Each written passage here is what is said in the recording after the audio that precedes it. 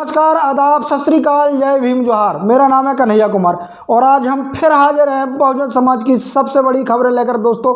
और आज की जो सबसे बड़ी खबर है वो बेहद गंभीर खबर है और शायद आप सभी लोगों को इस बारे में ज़रूर देखना चाहिए और सुनना चाहिए और गंभीरता से सुनना चाहिए कि आखिरकार जो हमारी बहुजन समाज की पार्टियाँ हैं आखिर क्यों नहीं जीत पाती हैं, क्या सबसे बड़ा कारण हो सकता है। तो ये जो सबसे बड़ी खबरें निकल करके आ रही, जैसे कि आपने देखा होगा कि भिंड मुरैना में कई जगहों पर ईवीएम में लूट हुई और ईवीएम में गड़बड़ियों की खबरें सामने आ रही है। उसके अलावा कई जगह देखा होगा आप लोगों ने कि वहाँ पर हिंसा भी की गई है, क्योंकि वहाँ कहीं ना कहीं जिस प्रकार से दिख रहा था कि बहुजन समाज पार्टी का भिंड मुरैना की साइड ज़्यादा माहौल था। हम इस पर विस्तार से आप लोगों के बीच में चर्चा करेंगे। इससे पहले मेरी आपसे निवेदन है कि मीडिया को आप बचाए रखना चाहते हैं तो BMM News 90 को आप सब्सक्राइब कर लें, साथ में बेल आइकन को प्रेस कर लें ताकि जितनी भी खबरें हैं बहुजन समाज की वो आप तक पहुंचती रहे।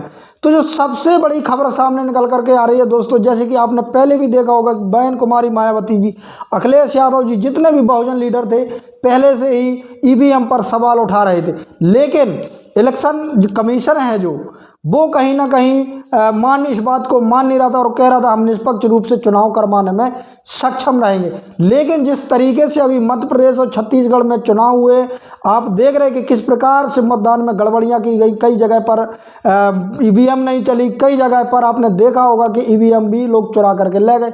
अभी आपने देखा होगा खबर ये भी आई है कि ईवीएम की मशीनें शमशान घाट पर क्यों पहुंच गई हैं। तो ये जो मुद्दा था कहीं ना कहीं हम और आप इस चीज़ को बखूबी अच्छे तरीके से जानते थे और कहीं ना कहीं इसी बात का डर था कि ऐसा संभव हो सकता है, क्योंकि कहीं ना कहीं आपने देखा हो जिस प्रकार से खासकर भिंड मुरैना जो एरिया बहुजन समाज पार्टी का गढ़ माना जाता है और वहाँ पर जो एक दिमनी विधानसभा है, कहीं ना कहीं जिस प्रकार से वहाँ पर फर्जी वोटिंग की गई। आपने देखा होगा कि अजीत अंजुम जी वहाँ पर रिपोर्टिंग कर रहे थे, लेकिन वहाँ पर उनको जो वहाँ के जो पॉलिटिकल लीडर थे जिनका दबदबा था उन्होंने उनको रिपोर्टिंग करने से रोका और कुछ महिलाओं ने जिस प्रकार से वहाँ पर अपना स्टेटमेंट दिया कि फर्जी वोट डलवा रहे, हम 2-2 घंटे से खड़े हैं लाइन पर लेकिन हम लोगों की वोट नहीं डाली जा रही। तो दोस्तों इस चीज़ को आप समझिए कि ये साम दाम दंड भेद किसी भी तरीके से हो, ये सिर्फ और सिर्फ जीत हासिल करना चाहते हैं, लोगों को सत्ता पर काबिज करना चाहते हैं।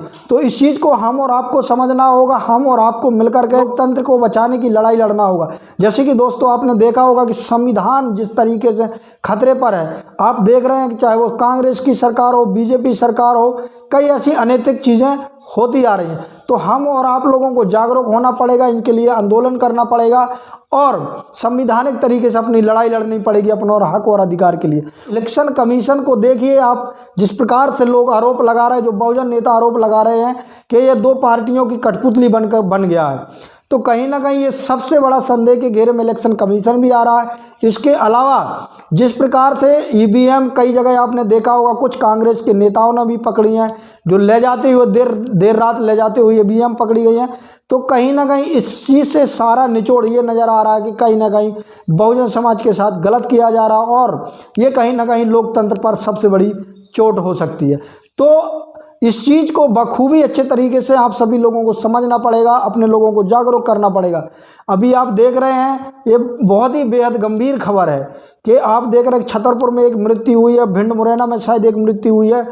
तो जिस प्रकार से ये कहीं ना कहीं जो इनका दाव पेच चल रहा है और अधिकतर बहुजन लीडरों को या बहुजन समाज के लोगों को टारगेट किया जा रहा है। अभी आप देख रहे होंगे कि एक कांग्रेस समर्थक सलमान को छतरपुर में उनको मौत के घाट उतार दिया गया है और कुछ लोगों पर जो बीजेपी का जो कैंडिडेट था वहाँ पर उन पर आरोप लगे हैं कि इनको मारा है। तो कहीं ना कहीं आप लोगों को ये चीज़ समझना होगा और शायद इन मनुवादी लोगों से हमको दूर रहना पड़ेगा, चाहे वो कांग्रेस हो बीजेपी हो। ये क्या करते कि हमारे लोगों को सामने कर देते, आगे कर देते हैं, हम लोग बकरे की बलि चढ़ते हैं और ये लोग स्वतंत्र रूप से घर में बैठे होते। तो कहीं ना कहीं इस चीज़ को गंभीरता से आप सभी लोगों को सोचना पड़ेगा, समझना पड़ेगा। और आप देखिए किस तरीके से बहुजन समाज से डर गए हैं, जिस प्रकार से OBC समाज और SC ST समाज में जागरूकता आई है, वहीं बहुजन समाज पार्टी का कद जिस तरीके से बढ़ा है मध्य प्रदेश में, उससे भी डर गई है। जहाँ जहाँ कहीं ना कहीं कांग्रेस हो या बीजेपी हो, जिस तरीके से इनको डर लग रहा था कि यहाँ पर बीजेपी या कांग्रेस हार सकती थी, वहाँ पर आपने देखा होगा कि फर्जी वोटिंग कराई गई। वहीं ईवीएम में भी गड़बड़ी करने की कई ऐसी खबरें आ रही हैं। तो ये सबसे बड़ी खबर है। और बार बार जिस तरीके से सवाल उठा रहे थे बहुजन लीडर, तो ईवीएम बैन जरूर होना चाहिए। कहीं ना कहीं ये जो मेरा मानना है, और आप लोगों का क्या मानना है, आप कमेंट के माध्यम से बता सकते हैं। और कहीं ना कहीं हमारे देश की जनता को इस चीज़ के लिए लड़ाई लड़नी पड़ेगी कि ईवीएम बैन होनी चाहिए। क्योंकि आपने देखा होगा कि हमारे पॉलिटिकल लीडर तो हमेशा इसका विरोध करते रहते, लेकिन जनता उनके साथ नहीं जाती है, ना ही आंदोलित होती है।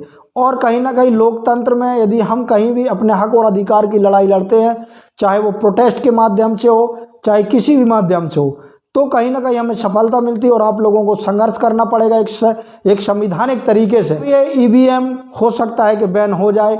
वहीं बीजेपी सरकार तो चाहती है कि कभी ईवीएम बंद ना हो, लेकिन आप देख रहे हैं किस तरीके से गड़बड़ियां करी जा रही हैं।